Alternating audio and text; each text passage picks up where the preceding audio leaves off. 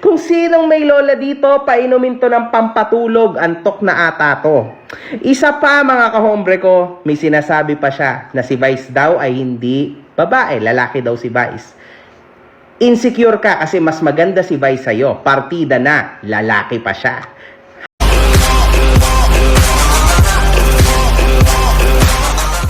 Mainit na pinag-uusapan ngayon ang mga naging tirada ng kolumnistang si Christy Fermin kay Vice Ganda.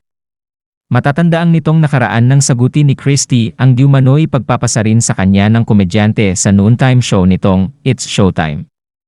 Nagsimula kasi ito nang kausapin ni Vice ang isang contestant sa Showtime na nagngangalang Christy. Anya, kumusta ka na, Christy? Anong pinagkakaabalahan mo, Christy, bukod sa paggawa ng mga kasinungalingan? Bagamat walang eksaktong pangalang binanggit si Vice ay alam ng kolumnistang siya raw ang pinatatamaan nito. Kaya naman sa Friday episode ng Christy for Minute ay agad siyang sumagot sa mga bira ng It's Showtime host.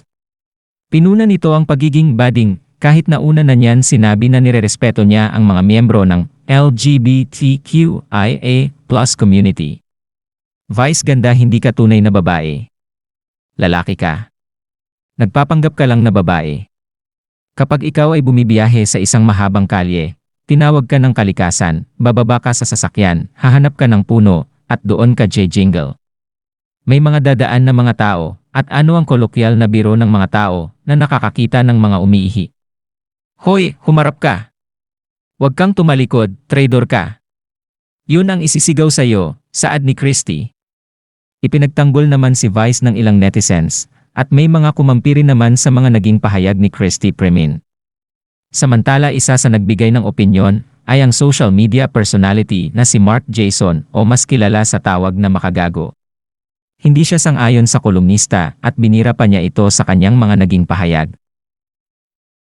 Dear Christy Fermin, masyadong contradicting ang mga pinagsasasabi mo kay Vice Ganda. Sabi mo ang kabaitan wala sa labas kundi nasa panloob. Tas sasabihin mo kung walang pera si Vice, wala siyang ganyang itsura. Tas walang tinatagong maganda si Vice, mapalabas o mapaloob.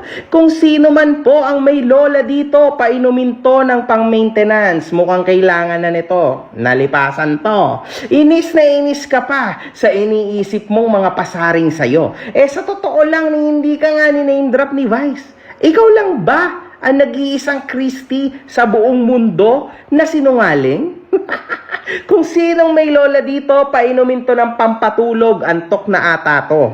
Isa pa mga kahombre ko, may sinasabi pa siya na si Vice daw ay hindi babae, lalaki daw si Vice.